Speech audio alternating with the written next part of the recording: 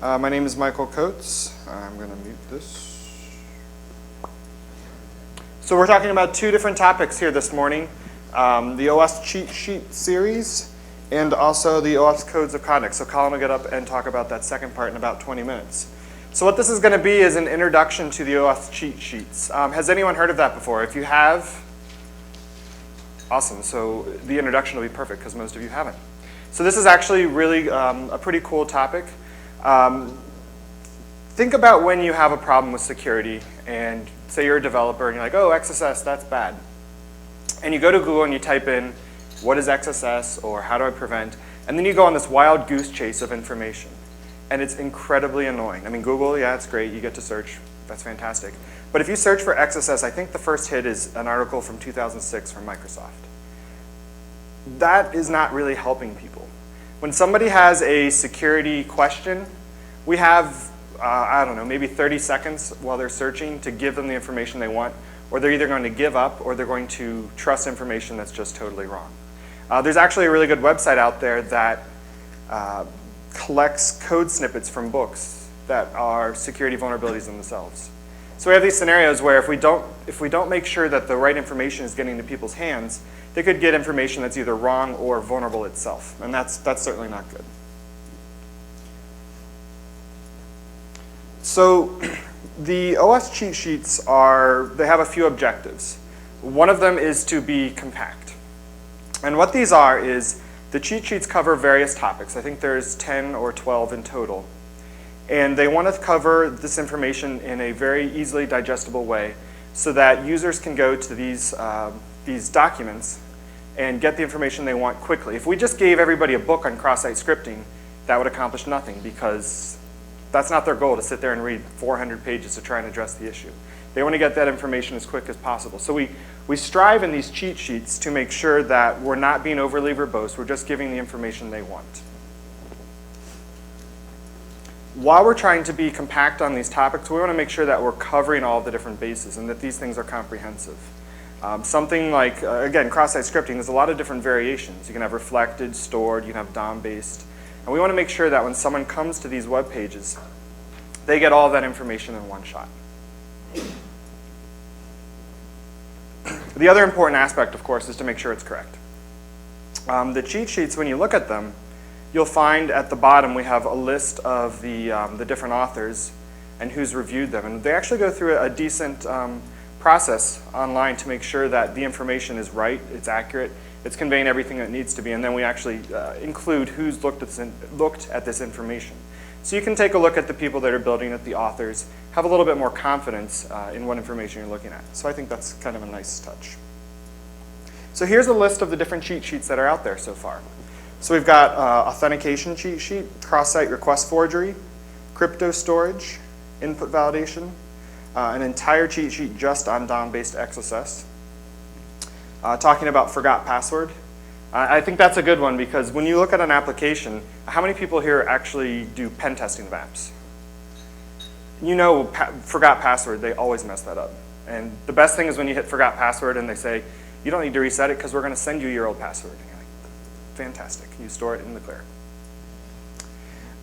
So the forgot password cheat sheet is a nice one to address that area that, you know, everybody gets that wrong in one way or another. An article on SQL injection. The security architecture one sounds pretty interesting, and that one, I've looked at it a little bit and something I'll probably look at a little bit more. Session management, the transport layer protection cheat sheet, and then, again, the cross-site scripting one. The transport layer protection cheat sheet is one that I actually wrote, and that's about how to do SSL correctly. And I'll talk to it a little bit. Well, yes, because I wrote it and I know it really well, but I think it goes to the point of the cheat sheets, and that is, at first, when you think about a topic, any of these topics, even if you have the basic fundamental ideas in your head, and even if you know those correctly, there's a lot of edge cases that you might not have thought about, and that's where the power of these cheat sheets come in. And with the transport layer protection one, myself and the other authors, we went through and we talked about all the different ways that somebody messes up SSL in their application. And it's not at the protocol layer, but it's more at the when you decide on your login page and whether or not the landing page that you start at to type in your password is SSL or not, a lot of people will make that not SSL and then post to SSL. They'll make the argument that, sure, the credentials are going across in the clear, so everything's great. But if you think about it, if you had a man-in-the-middle attacker, they would just change the first page and have it post somewhere else altogether. And when you talk through that scenario, it makes sense. You're like, oh, of course, I wouldn't do that. But sometimes if you're not prompted to think about it, you might miss that. And that's kind of the value in these things, as we go through and step through all the different ideas and really lay out, these are the things you should be thinking about and the best way to really nail that home. There's also 3 other draft cheat sheets. So a cheat sheet's coming out on HTML5, web service security, and password storage. I haven't contributed to the password storage one, but I definitely have a few comments. Something to think about. The way we store passwords, the de facto is we hash passwords. And everybody's like, great, it's hashed. Everything is awesome and secure. The problem is our thinking with hashes is that it's a one-way operation. And that's true. Mathematically, hashing is one way. But with computing power, if you can test all the one-way operations in an hour, it doesn't serve any purpose because then you just brute force the password hash. And computing power now is such that we can do that for the standard hashing algorithms. So sure, MD5, you can say it's broken in some use cases, and it is. But when you go and say, oh, I use SHA-256 hashing, that doesn't really matter because the attacker will just brute force all of them. And you can say you use a per user salt, but that still doesn't really help because they can still brute force all passwords with a fair number of salts. So password storage is something interesting and something that we've been thinking about at Mozilla, where I'm at, is using something called bcrypt. I know I'm getting off topic here a little bit, but I consider password storage to be something that we all sort of say this is the way to do it, but in reality, it's really not as secure as it needs to be. And this is something where the cheat sheets can really drive that home. So that's something to look for as that comes out of draft. So here's a list of all the different authors that are contributing towards the cheat sheets. So really a large number of people, and it's pretty impressive. If this is something where you have information, again, just like everything we do here, jump on and help contribute, be an author. Some interesting statistics about how often people are coming to these pages. Over 350,000 views for the Crosssite scripting protection cheat sheet. And that's pretty cool because that was one of the first cheat sheets that came out. And it partially came out, again, to further the mission of what we're trying to do. But there was also a Crosssite scripting cheat sheet for attacking that was made many years ago, I believe by Robert Hansen on his site.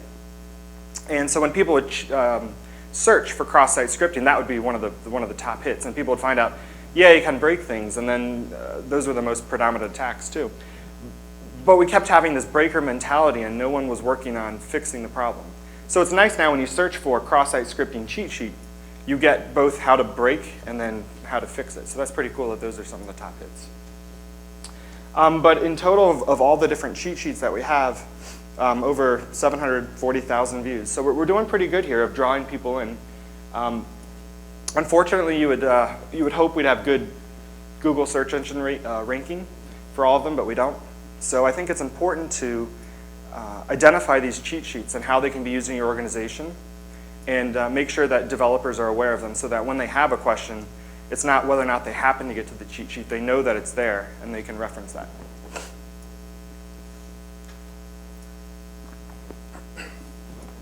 So here's a little bit more information on some of the top cheat sheets. For example, these are the topics that are covered in the Crosssite scripting prevention. So the way this one is laid out and the way some of the other ones are laid out is in kind of a prescriptive manner of here are the rules. If you're concerned about Crosssite scripting, this is what you should or should not be doing. And this is nice because it steps through a relatively complex issue of the different points where user data could go. You could have user data that goes into the HTML body, and you could have Crosssite scripting there. You could have attribute-based Crosssite scripting where they escape a HTML attribute with like a double quote, break out, and do like an onload event. Also, if you take user data and put it into JavaScript, that could be Well, it is. It's a very common point of cross-site scripting and how to handle that. And then again, some of the things that you might not be thinking about, it's possible, and it has been in the past, to do cross-site scripting through a CSS style sheet. Or, yeah, CSS style sheet, but you know, CSS. It's something that you wouldn't immediately think would be possible. But at the same time, if you're taking user data and for some reason or another putting it into a style sheet, it gives you those things you should be thinking about and how you should be doing your encoding to prevent that. Now, whether or not this attack is still valid, I don't know the specifics, but at one point in the past, it was definitely an attack vector. And similarly, here's the SQL injection prevention cheat sheet. And so we go through and we talk about the different ways of preventing SQL injection. You could do prepared statements, stored procedures, or you could try to escape the data itself. And as those that are familiar with this know, some of these techniques have drawbacks or potential weaknesses. So we talk about which option is recommended and some of the things to think about if you're going with an option that's maybe not the most robust, and how to do that securely or be aware of its shortcomings or pitfalls. And then also here we give examples for some of the more common databases.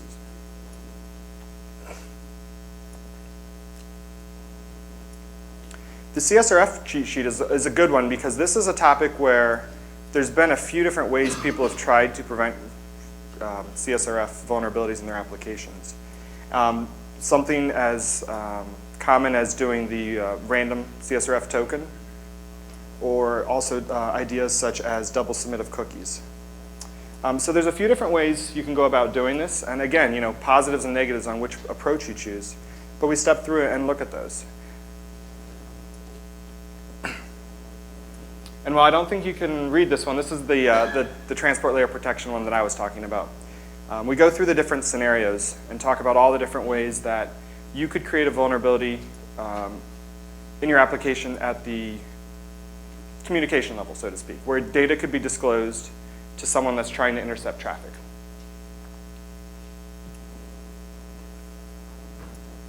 And lastly, of the top 5, I wanted to also point out the authentication cheat sheet and some of the topics that are covered there.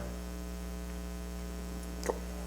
So where are we going with this project? I think right now we have a good number of cheat sheets up there.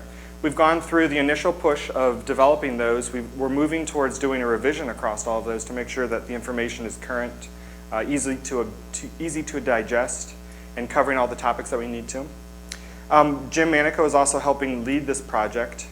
And I think that what we want to do next is find ways to better distribute it to people. The wiki's great. It's a good medium where people can interact. They can update in real time. But it'd be great to have all this condensed into one document where you can just take it away and hand it out. Perhaps a PDF, perhaps something we can get onto our mobile devices or our tablets through an ebook or something like that. Because we struggle with this topic again where we create awesome information, but then we have to find a way to get it to the people that are important. And that's something we obviously struggle with in organizations as well. Is we have the information, but we just want you to take a look. You know, just read that so that when you are coding your applications, you can have these things in mind. You can be thinking about them. But I think this is a really good first step because it's brief. And that's what I found as well, that the developers, they want the information. They want to do things correctly, but they don't want to search through an encyclopedia to make that happen. So the quicker we can give them exactly what they need, the higher chance that we're going to be successful. Right. Good morning. Yes, this is the second part of the presentation on a couple of OWASP projects. I think as you saw yesterday during the lunchtime discussion, there was, there's more than 100, almost 200 different projects. So what we try to do is give as much as information as possible about a number of different projects, and we've got the showcase room as well, where there are more things available to have a look at. I'm talking about a relatively new project, OWASP Codes of Conduct. I'm going to explain what it's about, what's included, where we're up to, and some words about compliance. It's at a different sort of audience than the cheat sheets series, But this is, you know, OWASP needs to try to influence behaviour in lots of different ways, and we try to do that, you know, with developers, with architects, designers, QA people, but we also try to influence in some ways, you know, some things like standards organisations, government bodies, try to alter the marketplace a bit, alter the perception of application security. So we do these things at all different sort of levels and hope they contribute to the mix. So you won't hear anything about pretty much any of the language that you saw on Michael's slides. You certainly won't hear the word cloud, advanced persistent threat, or even examples of code. There are some things that are like rules, but they're somewhat different. Sometimes people think code of conduct and they think, okay, rules of an organisation. Well, I'm not talking about any of these things. They do exist. I'll just mention them just in case you are interested. On the wiki, there are things about usage of OWASP brand, bylaws of the organisation, and a disclaimer about content. There's an upcoming projects handbook. I think it's a long way forward about how projects are run and managed. And there are things specifically for chapters and speakers at chapter meetings and so on, and the finance of chapters. And similarly for conferences, there's rather a lot of material. So I'm not speaking about any of this stuff, but it does exist if you thought codes of conduct related to how OWASP goes about its work. So therefore, these documents don't target any of these people, or possibly not particularly anyone in this room. It might target some organisations you work for or participate in, and it certainly targets your the government bodies that affect the way your business and your own country actually operate. So at the moment, these are the types of groups that we're trying to target with these documents, and I'll explain why. Government bodies, standards organisations, standards groups, education institutions, trade organisations, so professional membership, industrial, particular sector membership organisations, and also application security, training, skill certifying bodies. So those are the things. And the idea here is what we try to come up with is, what could all these sorts of other organisations do? If we as OWASP said, what would be the top few things, you know, 1, 2, 3, 4, 5 things that each of these types of organisations could do to support OWASP's mission, what would those be? So if someone came to us and said, okay, we are, we're ISO, we're writing standards, what's the most important things that OWASP thinks we should do? Okay, you've got, you know, a minute or two just to define those. Well, that's what these documents are about. OWASP mission is there, so what we're trying to do is to make application security visible. So how could all these other organisations, types of bodies and so on contribute to that? We're not saying they're going to do it, they're just sort of aspirational. We're saying, okay, this is what we would like organisations to do. So they're just a set of minimal standards, a bit of a baseline. They're not necessarily difficult to achieve. That doesn't mean they're going to be very easy to achieve, because, you know, obviously there's a lot of inertia in organisations. There'll be resistance. There's always other concerns and people lobbying for this, that, and the other. People may not think it's important, but, you know, we thought we'd document them. The ideas came mainly from the OWASP summit that was in Portugal earlier this year, and there was some working sessions relating to government bodies, standards groups, and education institutions, and there was also a separate working session about certification bodies. And as a result of those, the outputs of those produced some draft documents, and I must have to admit, I didn't actually attend any of those working sessions that you saw there. So I sort of picked up on it somewhat afterwards and provided some input, and a bit of rewording on some of the things. And since that time, the draft documents were languishing a bit. They were sort of like just floating around in some email lists and things. So I offered to try to pull that together as a project, formalise it, document it. And at the moment, they are still draft documents, but we're hoping to produce some release, you know, give them, go through the project review and formally issue them as release documents, so that we can then go and promote them and pass them on to people who we might know in relevant organisations. And I subsequently created one for trade groups, which is very similar to the others. And I'm chatting at the moment with Jeff Williams about possibly one for commercial organisations that develop software themselves. Okay. So what's generally sort of in them? There's a cover sheet with, at the moment we're giving them sort of different colour names, so there's sort of shortcut names for them. So the certifying bodies is there's a red book one, it's sort of a pinky tint really. And then the structure of them, there's some introductory text, a small number, 2, 3 or 4 things that are the mandatory parts of the code of conduct. Of course, no one needs to do them, they're not necessarily mandatory really, only if you adopt them they're mandatory.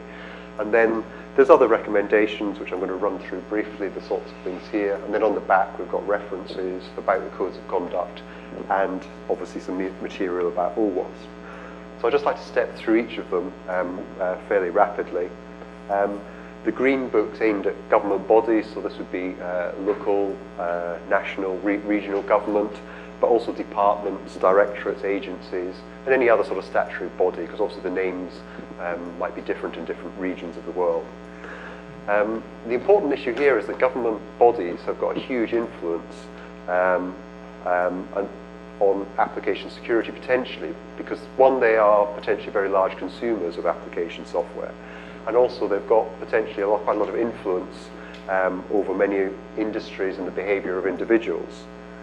So what OWASP would wish, of course, is that they use this power to ensure that software applications are secure enough for their intended use. So for government bodies, we've got quite a few things. We're saying requiring application security, build application security into software acquisition guidelines. Number 3 is quite aspirational really, providing OWASP as sort of notice and comment when there's legislation and regulations possibly coming out in regard to application security. We try to do this a bit with things like responding to draft NIST documents and so on, but normally it's public comment periods, so we've got to try and look out for them and respond. It would be nice to be part of the initial invitation to develop those drafts, and we do try to work in that area. Obviously they need some sort of definition of application security and create and promote general awareness of, so government bodies have potentially got more scope for doing those types of things. The blue book relates to educational institutions, and of course as we know that with educational institutions which might be schools, colleges, other universities, anything to do with further education as well. It's important that we can try to get our message across to people who are perhaps maybe more in their formative ideas about programming, developing, and other IT-related courses. So what we want to try to do is to make sure that we get the right sort of values in their minds, so that we can expose them to good information in their sort of critical formative years. So we've got 3 things here, smallish sort of list. Actually having application security somewhere in the curriculum. Often that's not the case, even in computer science type courses, even software development type courses. We would like educational institutions to have courses dedicated, of course, to application security. And we also feel it's quite important that we try to get educational institutions tied together with local chapters. And that's a way to potentially grow OWASP chapters as well. Yellow book aimed at standards groups, so this would be people potentially like British Standards, ENISA, IETF, ITU, ISO, NIST, etc., etc. And our wish here is that sort of every technical standard that involves software should actually take time to consider whether there are any possible application security risks in the material that the standard's talking about, and if so, address that in the standard. So include an application security section where relevant, again asking for comment on the standard, involve OWASP in that process, and come up with some obviously definition of application security, whatever that might mean. You know, OWASP could come up with a definition. It doesn't necessarily mean that's relevant to everyone, every organization, every sector. So we don't really state what those things are. So you can see that they're quite wide, but they're potentially achievable.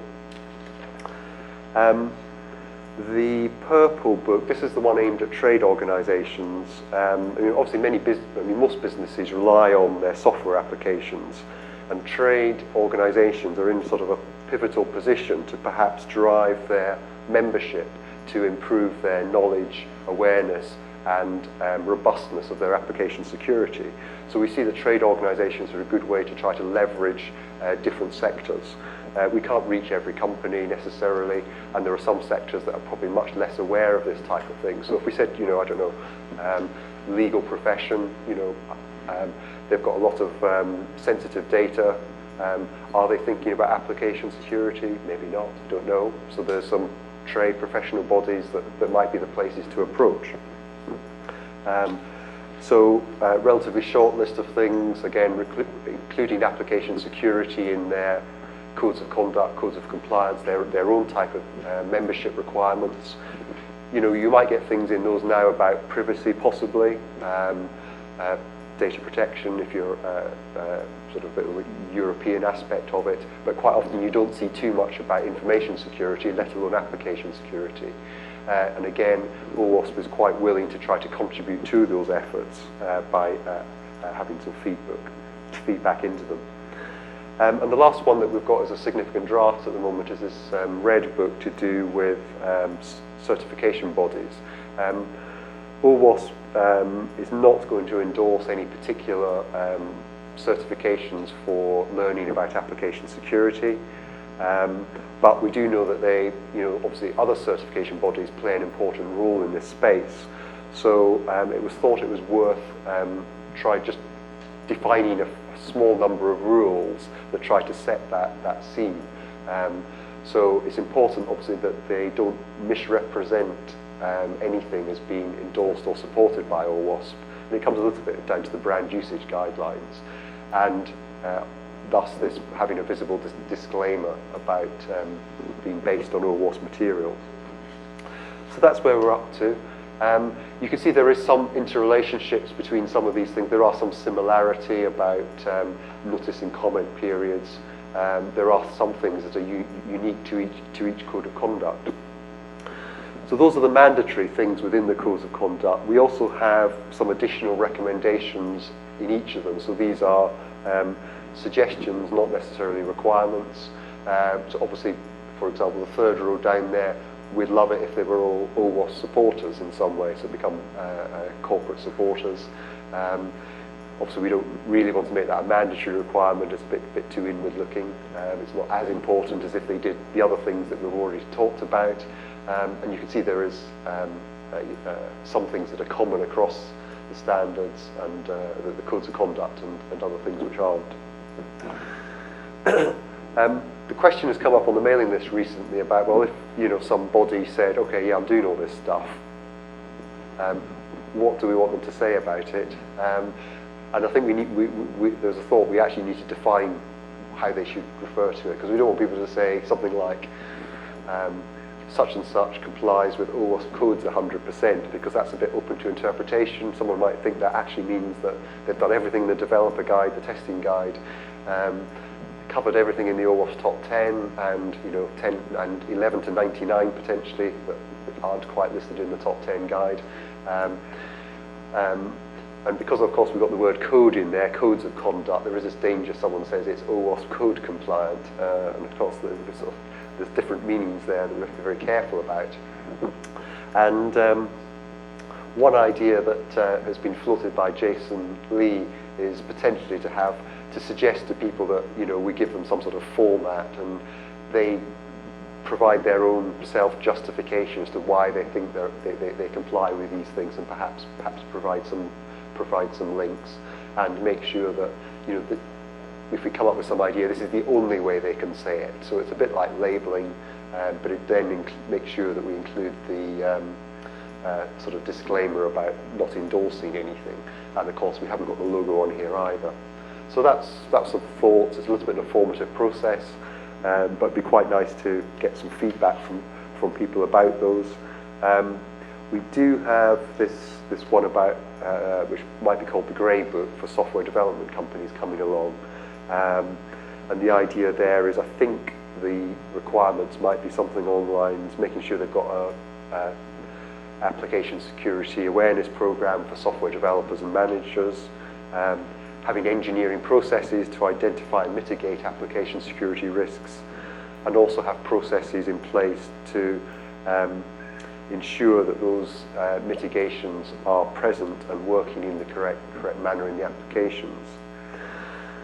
So over the next maybe few weeks or so, I'm going to finalise these version 1.1 documents, go through the OWASP project assessment process, which is there to ensure minimum quality standards on projects, release those and do some work to promote them. I think what I might do there is try to approach chapter leaders in different countries and say, okay, we've got these things, here's some draft letters, can you send them to local groups in your own countries?